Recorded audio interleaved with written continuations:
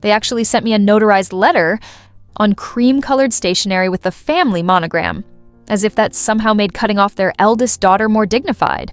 I had to read it 3 times before my brain would accept what my eyes were seeing.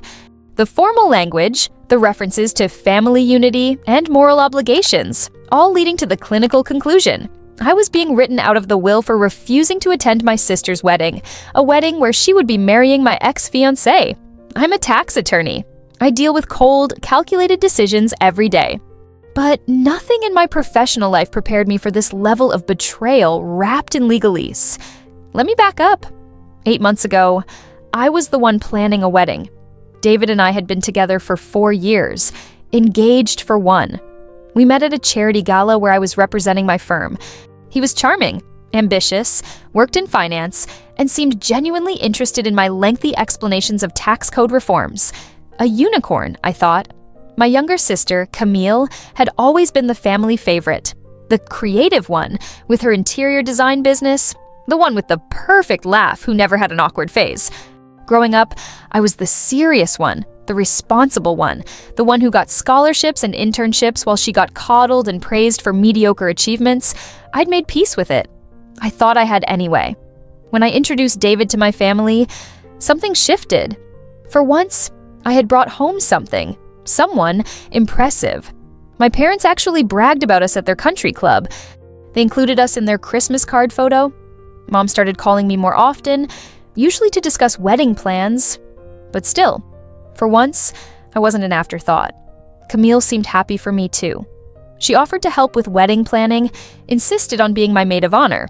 She wanted to know every detail about David, how we met, our inside jokes, his favorite foods. I was touched by her interest, misreading thorough research as sisterly support. The wedding plans were coming together beautifully. Venue booked at the Fairview Gardens, where my parents had celebrated their 30th anniversary. Flowers selected, peonies and garden roses. My dress, a sleek crepe column with a subtle train, had already gone through 2 fittings. Save the dates mailed. Registry completed. Then, 2 weeks before the wedding, David asked if we could talk. "I can't do this," he said, sitting at our kitchen island, staring at his hands. I thought I could, but I'm not ready. I remember standing there, still holding the seating chart I'd been working on, feeling like the floor had disappeared beneath me. "Is there someone else?" I asked, because that's what people ask in these situations, even though I was certain the answer was no. David wasn't that type. "No, God, no," he said quickly. Too quickly. "I just need some time to figure things out. It's not you. If you say it's me, I will throw something at you," I interrupted. He didn't say it, but the implication hung there. He moved out that night, taking only a suitcase of essentials. I was left to make the humiliating calls. To the venue, the caterer, the guests. My mother cried on the phone, seemingly more heartbroken than I was. My father offered to talk some sense into him, which I declined. Camille was surprisingly quiet. She sent a text. "I'm so sorry. Let me know if you need anything." Then radio silence. I assumed she was giving me space. I was wrong.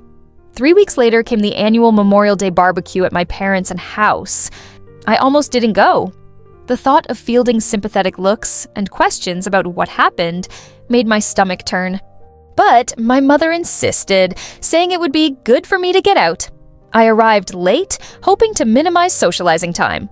As I walked through the side gate to the backyard, the familiar sounds of family gatherings washed over me. The clash of horseshoes, my uncle's booming laugh, the sizzle of the grill. For a moment, it felt normal, comfortable even. Then I saw them. David and Camille, standing by the drink table, his hand on the small of her back, her head tilted up toward him, laughing at something he'd said. They weren't being subtle. They weren't hiding. They were together, openly, in front of our entire extended family. I froze. Someone called my name, heads turned, including theirs. I will never forget the look on Camille's face. Not guilt, not shame. A flash of defiance, quickly masked with a practiced smile as she waved at me. David, at least, had the decency to look uncomfortable. My mother hurried over, champagne flute in hand.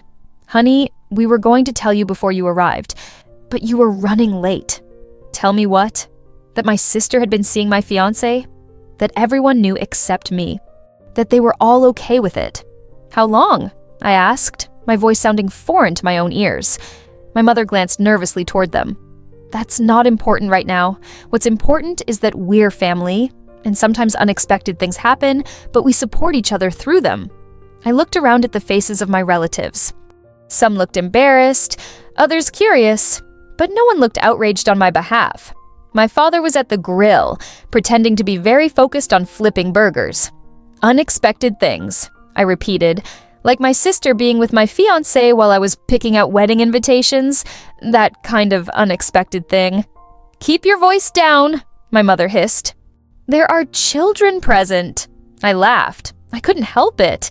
The absurdity of her concern for propriety in that moment broke something in me. I walked straight to where they stood. The conversation around them stuttered to a halt. "How long?" I asked again, looking directly at David. He cleared his throat. "Lauren, maybe we should talk privately." "No," I said. "I think we've had enough privacy. How long have you been together?" Camille stepped forward, chin raised. "It just happened. We didn't plan it." "That's not what I asked," David sighed. "About 6 months. 6 months. Half a year of lies. Of planning a wedding while he was seeing my sister. Of family dinners where they must have exchanged glances when I wasn't looking. Of Camille helping me choose lingerie for my honeymoon. You were going to marry me in 2 weeks?" I said to David. "When exactly were you planning to mention this small conflict of interest?" "I tried to end it with her multiple times," Camille said, as if that made it better. "But we can't help how we feel." I turned to her. This person who shared my DNA, who grew up in the same house, who knew all my insecurities and vulnerabilities. "You were my maid of honor. And I feel terrible about that," she said, not looking terrible at all. "But when it's real love, you have to follow your heart. Real love. As opposed to the fake love I thought I had." I looked back at my parents. My father had finally abandoned his post at the grill and was making his way over, looking grim. "Did you know?" I asked when he reached us. "Before today?" He hesitated, which was answer enough. I nodded slowly, taking this in. "I see. Well, this has been illuminating, but I think I'll skip the potato salad this year." I turned to leave, but my father caught my arm. "Lauren, don't make a scene. We're all adults here. These things happen." "Do they? Does your daughter routinely seduce your other daughter's fiancé? Is that a regular occurrence in most families?" I must have missed that episode of Modern Family. "That's enough," my father said, his grip tightening. "You're embarrassing yourself." I pulled my arm away. "I'm embarrassing myself. That's your takeaway from this situation?" "What your father means," my mother interjected, "is that how we handle difficult situations defines us. Camille and David didn't handle this well, but they're in love. Surely you want your sister to be happy?" I stared at her, this woman who had taught me about integrity and family loyalty. "What I want," I said carefully, "is to never see any of you again." I left. No one tried to stop me. The weeks that followed were a blur of anger and disbelief. I threw myself into work, took on extra cases, stayed late at the office. My phone was flooded with messages from family members, ranging from sympathetic to accusatory. Apparently, I was being dramatic and selfish for not getting over it already. Camille tried to visit my apartment once. I didn't let her in.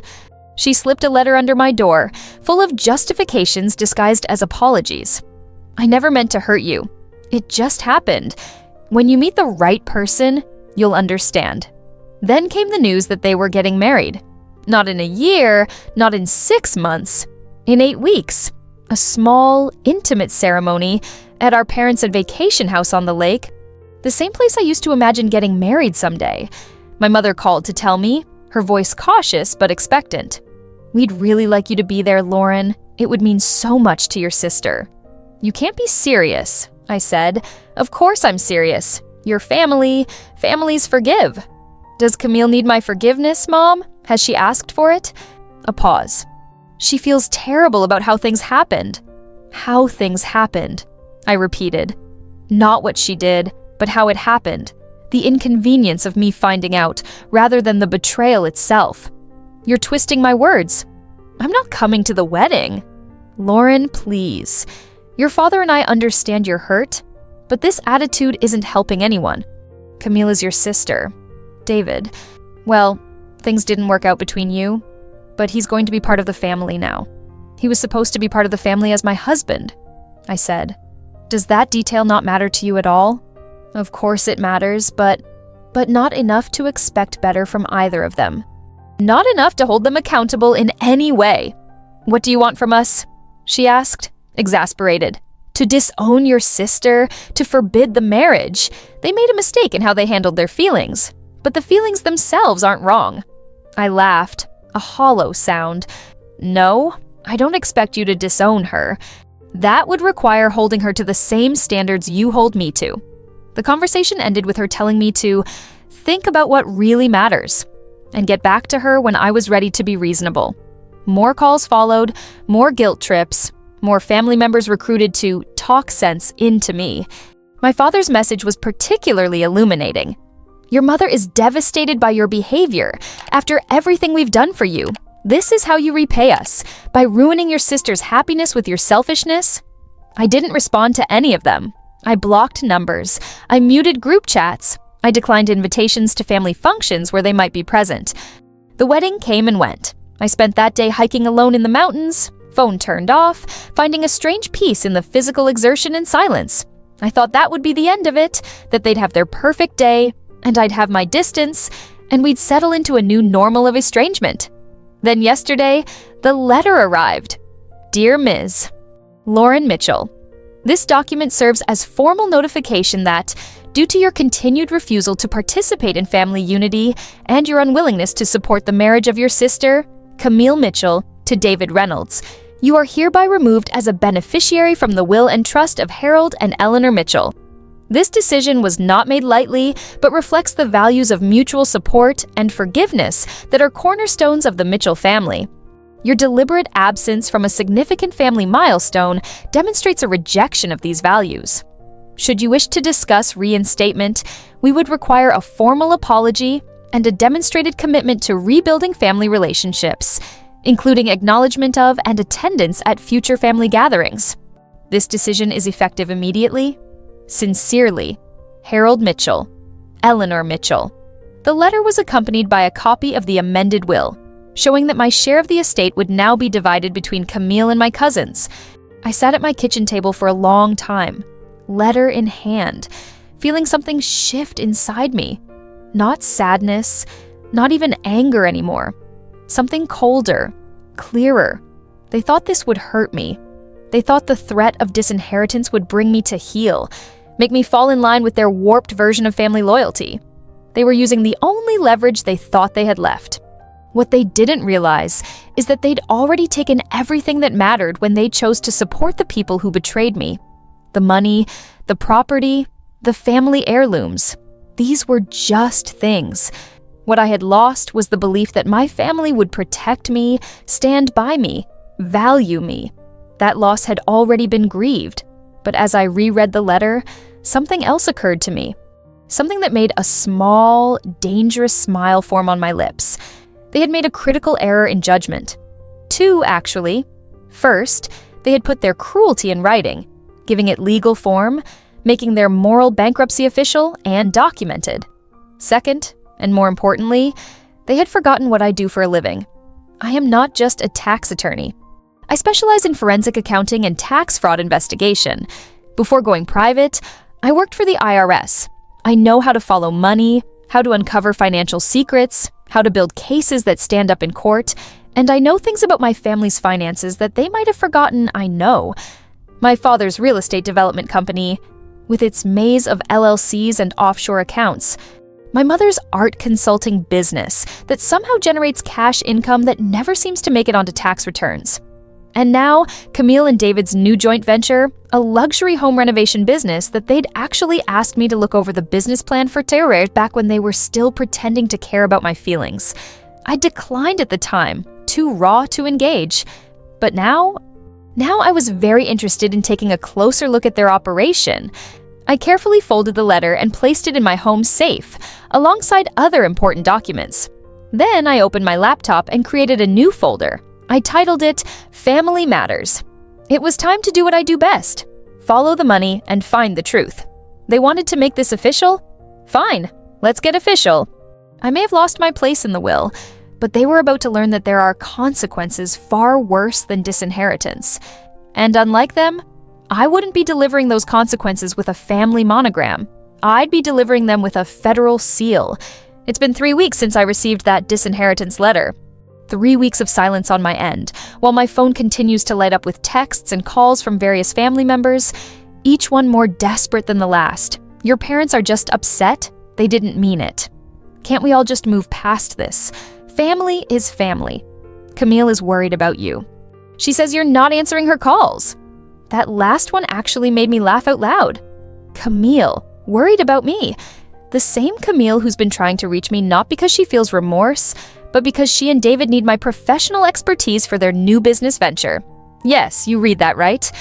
After stealing my fiancé, participating in my disinheritance, and rushing to the altar in what I can only assume was an attempt to legitimize their betrayal as quickly as possible, my sister has been bombarding me with emails about their new company. We really value your input on this business plan. David says you're the best at spotting tax advantages. We're family, after all, and we want you to be part of our success. The audacity is almost impressive. But here's where things get interesting. I've started responding. Not with the forgiveness they're fishing for, but with professional courtesy. Send over the documents, and I'll take a look. You might be wondering why I would help them after everything. The simple answer is, I'm not helping them. I'm helping me. Remember that folder I created? Family Matters? It's growing thicker by the day. I've always been the invisible one in my family. The reliable one. The one who fades into the background while Camille commands the spotlight. They never really saw me. Never really understood what I do or how good I am at it. They're about to find out. My first email back to Camille was perfectly calibrated. Professional enough to open the door, distant enough to maintain boundaries. I asked for their business plan, financial projections, and any contracts they'd already signed. I'm swamped with work, but I can review these when I have time. No promises on timeline. Camille's response came within minutes. Eager, grateful. Attached were dozens of files with exactly what I needed. Bank statements, investor agreements, property purchases, contractor deals. A complete financial blueprint of their new venture. And just as I suspected, the entire operation is built on a foundation of shortcuts, misrepresentations, and outright fraud. They've been operating for months before officially registering the business. They've been mixing personal and business expenses in a way that would make any IRS agent salivate. They've been paying contractors under the table. And the cherry on top, they've been using my parents' art collection as collateral for loans. Art that's been dramatically undervalued on my parents' tax returns for years. This wasn't just a new business. This was a continuation of my family's approach to finances. Rules are for other people. What they didn't count on was that I know exactly which rules they're breaking. I spent the first week just documenting everything, creating a meticulous timeline of transactions, cross-referencing bank records with business filings, noting every discrepancy, every convenient omission, every tax code violation. By week 2, I was sending helpful suggestions. You might want to reconsider how you're categorizing these renovations. I've attached a more advantageous approach. This contractor agreement needs restructuring if you want to maximize deductions. See my notes. Dad's investment should be documented differently. Here's a template. Each time, they responded with effusive thanks. Each time, they implemented my suggestions without question. Each time, they sent me more information, revealing more of their financial web. What they didn't realize is that I was building 2 parallel versions of their business records. The first, the one I was helping them create, looked clean, organized, and designed to pass a cursory review. The second, the one I was saving for myself, documented every single deliberate misrepresentation, with dates, amounts, and specific violations clearly noted. By week 3, I had enough to make a compelling case to the IRS Criminal Investigation Division. But I wasn't ready to pull that trigger yet. I needed more. So I asked for a meeting. I've done as much as I can remotely. I need to see the business operations in person, talk through some of these structures with you directly. They jumped at the chance, of course, interpreted it as the first step toward reconciliation. Camille suggested dinner at their new house, a $1.2 million property they somehow managed to purchase despite having no legitimate income history to support such a mortgage. Just business, I insisted. I'll come to your office. So yesterday, I walked into the gleaming headquarters of Mitchell & Reynolds Luxury Renovations. Exposed brick walls, custom light fixtures, a sleek reception desk manned by an eager 20-something. All of it designed to convey success and legitimacy. Camille rushed to greet me, awkwardly hovering between going for a hug and maintaining professional distance. She settled for a weird shoulder squeeze that I neither returned nor acknowledged. "We're so glad you're here," she gushed. "Everyone's excited to meet you." Everyone turned out to be a team of 5 employees who clearly had no idea about the tension lurking beneath the surface. They'd been told I was the brilliant financial mind behind their operations, the sister who had graciously agreed to help structure the company. David emerged from his office, all practiced charm and careful cordiality. "Lauren, thank you for coming. We can't tell you how much your help means to us." I simply nodded and got down to business. "Show me everything." For the next 3 hours, I toured their operation, asked questions, took notes, and occasionally offered suggestions. I examined their bookkeeping system, inadequate, their contract management, laughable, and their tax planning strategy, non-existent. Throughout it all, I maintained a professional demeanor, even as I was cataloging every violation in my mental ledger.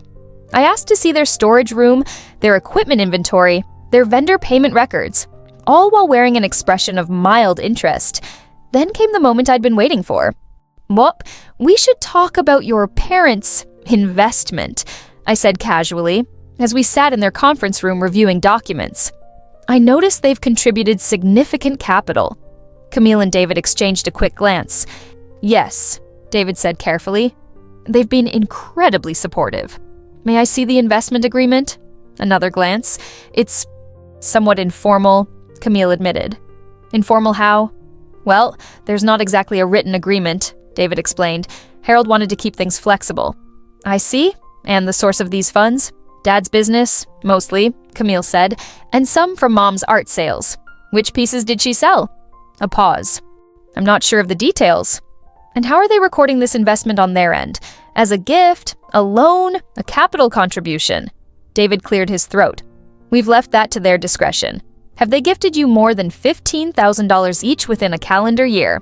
More uncomfortable shifting. "Possibly," Camille admitted. "Oh, and I assume they've filed the appropriate gift tax returns?" The silence was answer enough. I nodded, making a note. "You'll want to get that sorted out." By the end of the meeting, I had what I needed, confirmation that my parents were directly implicated in their financial irregularities, with clear evidence of tax fraud that spanned multiple years and entities. As I was preparing to leave, Camille walked me to my car. "Thank you for doing this," she said. "I know it can't be easy." I looked at her, this person I'd grown up with, this stranger who had taken so much from me and felt nothing. Not anger, not hurt, not even resentment anymore. Just cold clarity. "It's what I do," I said simply. "Lauren," she hesitated, "I know things between us are complicated, but I hope this is a step toward healing. Mom and Dad miss you." I raised an eyebrow. "Miss me enough to undisinherit me?" She had the grace to look embarrassed. "They were upset. You know how Dad gets when he feels disrespected?" "Yes, I do know. They'd take it back in a heartbeat if you'd just come to dinner, talk things through." I closed my car door and rolled down the window. "Tell them I'll consider it." The hope that flared in her eyes almost made me feel something. Almost. Really, that would be amazing. "Mom will be so happy." "I'll be in touch," I said, starting my car, and I will be, just not in the way she's expecting. When I got home, I opened my laptop and began organizing all the evidence I'd collected. Bank statements showing commingled funds, tax documents with deliberate underreporting, written communications discussing how to minimize visibility of certain transactions. It was all there. 3 generations of financial misconduct, wrapped up with a bow. I worked through the night, compiling, organizing, annotating. By morning, I had a comprehensive report that detailed 1. My father's systematic tax evasion through his real estate company, with specific examples of unreported income and fraudulent deductions totaling over $1.7 million too. My mother's art dealing business, which she's been using to help wealthy clients overvalue donations and hide assets, generating hundreds of thousands in unreported cash income. 3. Camille and David's new business, built on misappropriated funds, tax fraud, and labor law violations. I saved the report, along with all supporting documentation, onto an encrypted drive. Then I wrote an email to my former colleague at the IRS Criminal Investigation Division, requesting a meeting. His response came within an hour. "Always happy to catch up with you, Lauren. How's tomorrow at 10? I confirmed the appointment, then leaned back in my chair, a strange sense of calm washing over me. Tomorrow, I will walk into the federal building with evidence that will likely result in criminal charges against my entire family. Tomorrow, I will set in motion consequences that cannot be undone. Tomorrow, I will become, in their eyes, the ultimate betrayer. But here's what they never understood. This isn't about betrayal. It's about justice. It's about consequences. It's about the fact that no one, not even family, is above the law. They disinherited me because I refused to pretend their behavior was acceptable. They cast me out because I wouldn't validate their warped sense of entitlement. They thought they were punishing me, but they were actually setting me free. Free to do what's right, without the constraints of misplaced loyalty. I close my laptop and look out the window. The sun is setting, casting long shadows across my living room. Tomorrow, those shadows will fall across my family in ways they never anticipated, and I will not look away. It's been 1 month since I walked into the federal building with my evidence folder. 1 month since I sat across from Agent Thomas, my former colleague, and laid out the systematic tax fraud committed by my family. 1 month since I made the decision to choose justice over blood ties. I didn't expect things to move so quickly. I thought there would be weeks of review, maybe months before any action was taken. I was prepared for a long, drawn-out process, the government wheels turning slowly, methodically. I was wrong. Apparently, when you deliver a meticulously documented case of multi-generational tax fraud involving over $2.3 million in evaded taxes, backed by someone who used to work for the agency and knows exactly how to organize evidence for maximum impact, things happen fast. Very fast. It was Tuesday morning, just after 6 a.m. I was getting ready for work, coffee in hand, reviewing case notes for a client meeting, when my phone exploded with notifications. First a text from my cousin. "What the hell is happening? There are federal agents at your parents' house." Then another from an aunt. "Call me immediately. This is serious?" Then came the calls. Dozens of them, lighting up my phone like a Christmas tree. I let them all go to voicemail. I knew exactly what was happening, and I needed to prepare myself for the aftermath. I set my phone to Do Not Disturb, finished my coffee, and calmly got dressed for work. I chose my most professional outfit, charcoal gray suit, crisp white blouse, pearls, armor, essentially. As I drove to the office, I turned on the local news. Sure enough, there it was. Breaking news this morning as federal agents execute search warrants at multiple properties owned by prominent real estate developer Harold Mitchell. Simultaneous raids are taking place at Mitchell's office, his residence, and at Mitchell & Reynolds Luxury Renovations, a business run by his daughter and son-in-law. Sources tell us the investigation centers around allegations of tax fraud and financial crimes. We'll bring you updates as this story develops. I pulled into my office parking garage just as my boss called. "That one," I answered. "Lauren, are you seeing this? Isn't that your father's company?" "Yes," I said calmly. "It appears to be. Do you need the day off?" I thought about it for a moment. "No. I think I'd rather stay busy." "Are you sure? This seems like a family emergency situation." "I'm estranged from my family," I replied. But thank you for your concern." I walked into the office with my head high, aware of the whispers and glances. News travels fast in a law firm. By lunchtime, everyone knew that the Mitchell being raided by the feds was related to me. By afternoon, the more observant ones had connected the dots between my IRS background and the nature of the investigation. No one said anything directly, but I could feel the speculation swirling around me. I focused on my work, taking a small, cold satisfaction in the knowledge that I was doing exactly what I always did, following the law, upholding professional standards, while my family's world was being turned upside down. It wasn't until I was driving home that I finally listened to the voicemails. There were 37 of them. My mother, hysterical. "Lauren, they're here. They're taking everything. Our computers, our files. They're even taking my art ledgers. What is happening? Please call me." My father, furious. "This is outrageous. Government overreach. Call me back immediately." Camille, panicking. "They're at our house too. They're saying something about financial crimes." "Lauren, I need your help. Please, I don't understand what's happening." David, accusatory. "Your sister is in tears. I hope you're satisfied with whatever you've done." By the time I got home, there were reporters outside my apartment building. Someone had leaked the connection.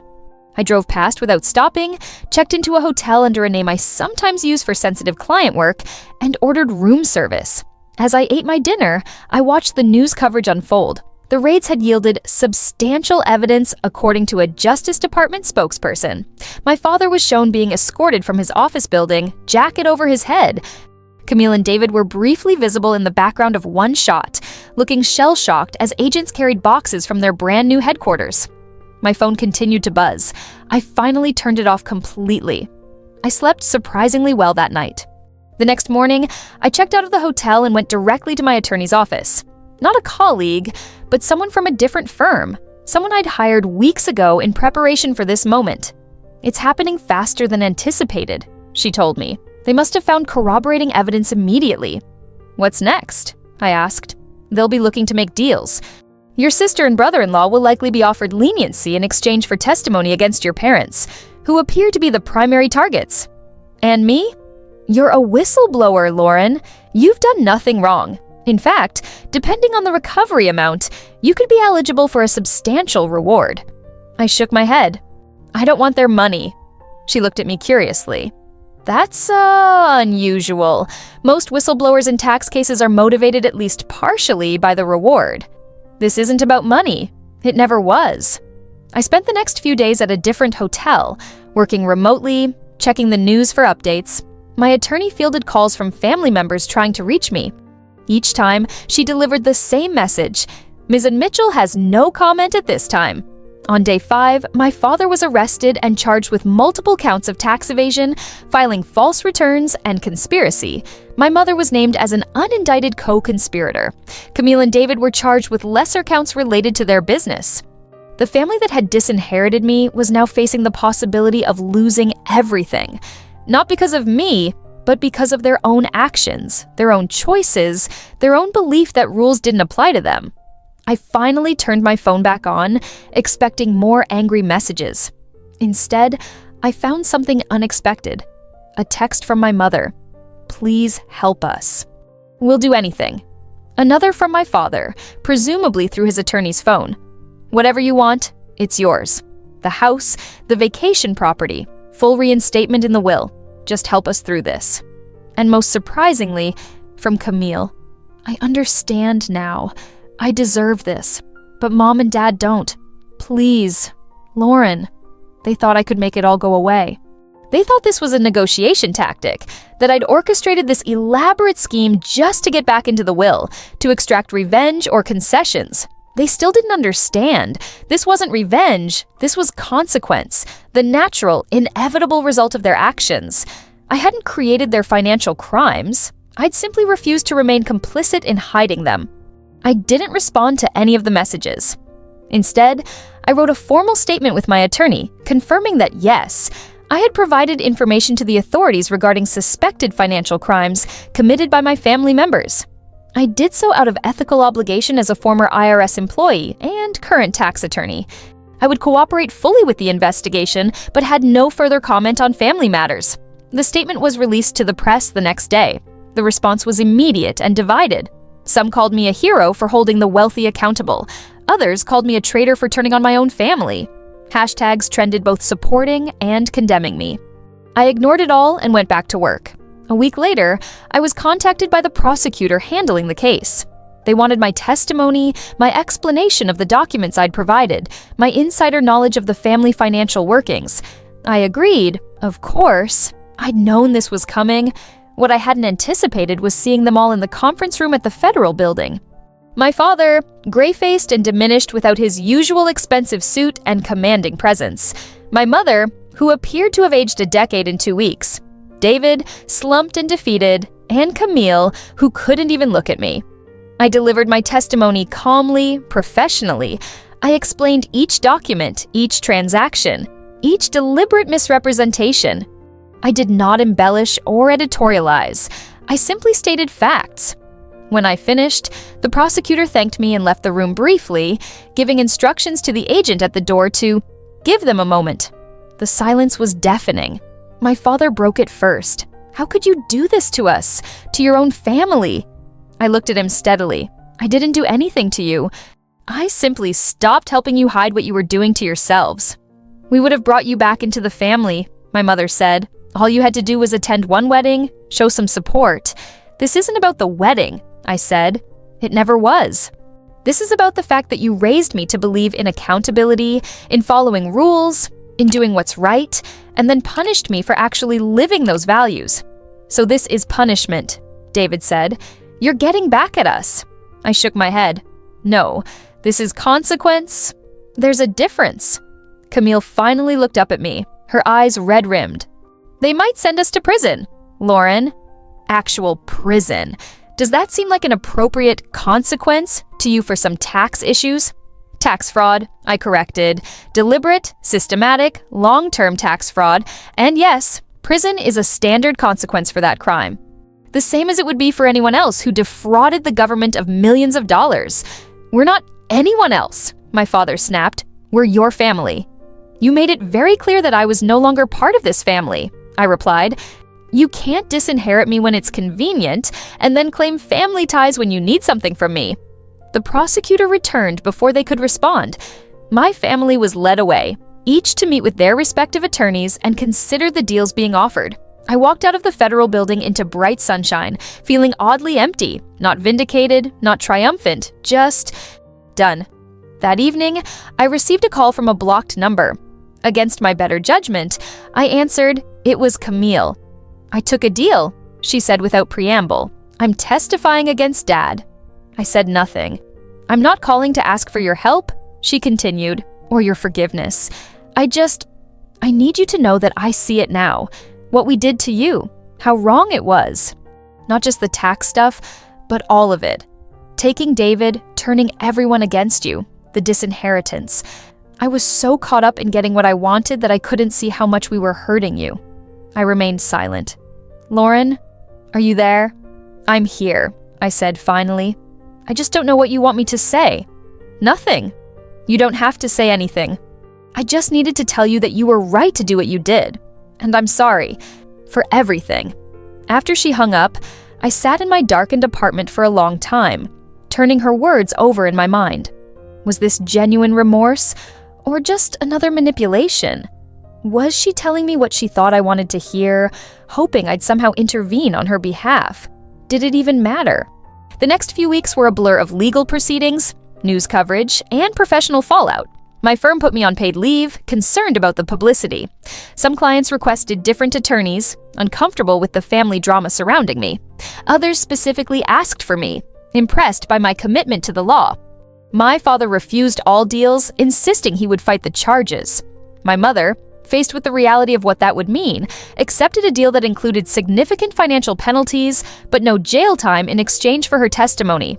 David, following Camille's lead, also took a deal.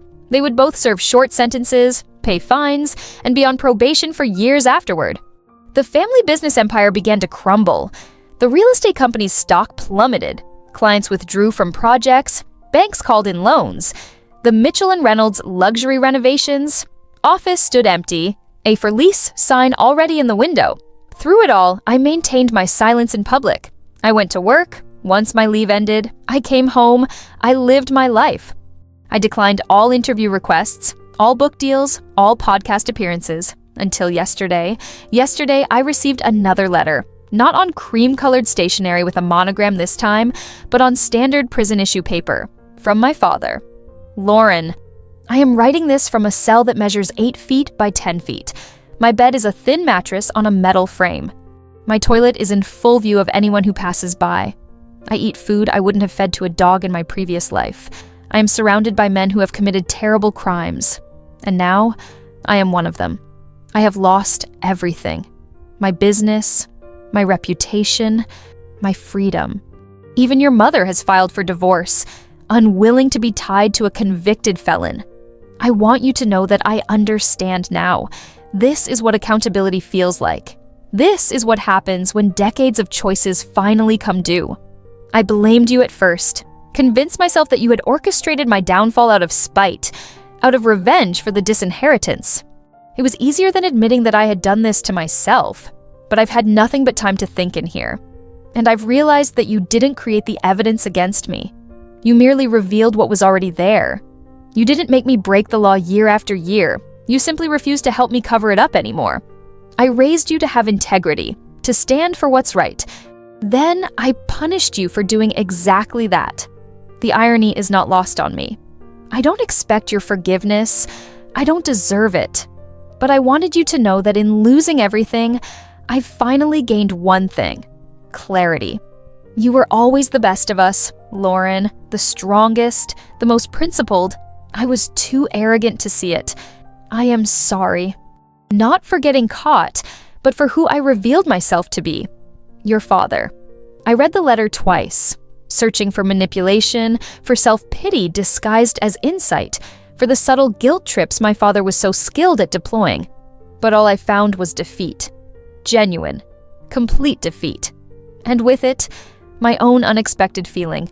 Not satisfaction, not triumph, but a strange, sad peace. The kind that comes not from winning, but from finally being seen clearly. They had never really seen me before, not as a child achieving academic honors, not as a young woman building a career based on integrity, not as an adult standing by her principles even when it cost her everything. But now, stripped of their wealth, their status, their illusions of invulnerability, they were finally seeing me, finally understanding who I had always been. It wasn't the validation I'd once craved. It came too late, at too high a price for that. But it was something, a reckoning, a recognition. I folded the letter and put it away. I didn't respond. I don't know if I ever will. What I do know is this: I am no longer defined by what they took from me, not my fiancé, not my place in the will, not my sense of family belonging. I am defined by what I refuse to give up. My integrity, my principles, my belief that actions have consequences, even for those we love, especially for those we love. The case continues to work its way through the system. My father faces years in prison. My mother's future is uncertain, her social standing destroyed, her financial resources depleted by legal fees and penalties. Camille and David will serve their time, then attempt to rebuild some version of a life together. Whether from genuine love or mutual dependency, I can't say. And me? I'm considering a job offer from the IRS. Heading up a new task force focused on high net worth tax evasion, using my insider knowledge of how wealthy families hide their assets, manipulate their returns, escape their obligations. There's a certain symmetry to it. My family disinherited me for standing by my principles. Now, those same principles have become my inheritance, more valuable, more lasting than any trust fund or property deed could ever be. Sometimes losing everything is how you find out what you really have. It's been 1 year since my family's world collapsed. 1 year since the raids, the arrests, the headlines. 1 year of rebuilding my life amid the rubble of what once was the Mitchell family legacy. I accepted that position with the IRS. Turns out, I have a unique perspective that's quite valuable to them. My first day, I walked into my new office to find a small plaque on my desk. Integrity is doing the right thing, even when no one is watching. A gift from Agent Thomas, who had been my first contact when I brought in the evidence. Though in your case, he said with a wry smile, everyone was watching. The media frenzy has mostly died down now. My father is serving a 7-year sentence at a minimum security prison. My mother avoided jail time, but lost nearly everything in the financial settlement and divorce. She's living in a modest condo now, teaching art classes at a community center. A humbling change for a woman who once refused to shop anywhere but designer boutiques. Camille and David served 6 months each. They're on probation now, rebuilding their lives far away from the luxury they once took for granted. They've both taken jobs working for others. No more entrepreneurial shortcuts. From what I hear, they're struggling but surviving. And me, I'm doing better than I ever expected. Last month, I received a certified letter. For a moment, I felt a flash of déjà vu, another official family communication, but the return address wasn't my parents' new home. It was from my father's attorney. Inside was a document informing me that my father had amended his will again. Despite having significantly reduced assets, he had reinstated me as his primary beneficiary. There was a personal note attached. Lauren, this isn't an attempt to buy your forgiveness. I know some things can't be purchased. This is simply an acknowledgement of truth. You are my daughter, and despite everything, I want whatever remains when I'm gone to go to the one person who truly earned it, by being willing to lose it all for what's right. You don't have to accept it. I would understand if you tore this up, but I wanted you to know that, in the end, I recognized your worth. Dad, I sat with that letter for a long time, feeling nothing at first, then a complex wave of emotions I couldn't immediately name. Not gratitude, not triumph, but something more nuanced. Recognition, perhaps. A closing of a circle. I didn't tear it up. I filed it away with all the other documents related to this chapter of my life. Maybe someday I'll decide what to do about it. For now, it's enough to know that he finally saw me clearly. Yesterday, the doorbell rang at my apartment. When I opened it, Camille was standing there, looking thinner, older, dressed in simple jeans and a sweater rather than her usual designer clothes. I know I should have called first, she said, but I was afraid you wouldn't agree to see me. I hesitated, then stepped aside to let her in. She didn't sit down, just stood awkwardly in my living room, clutching her purse. I've been trying to write you a letter for months, but nothing seemed adequate. Why are you here, Camille? I asked. To give you something. She reached into her purse and pulled out a small velvet box. Mom gave this to me when David and I got engaged. She said it was a family heirloom, meant to be passed to the first daughter to marry. I recognized it immediately. Our grandmother's sapphire ring. It should have been yours, she said, holding it out. Mom, it was always meant for you. I didn't take it. I don't want family heirlooms, Camille. I know. That's not why I'm returning it. She set the box on my coffee table. I'm returning it because it's a symbol of everything we did wrong.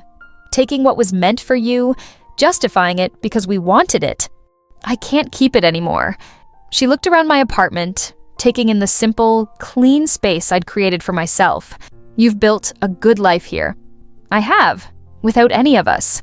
Yes. She nodded slowly. I'm glad. You deserve that. She moved toward the door, then paused. David and I are getting divorced.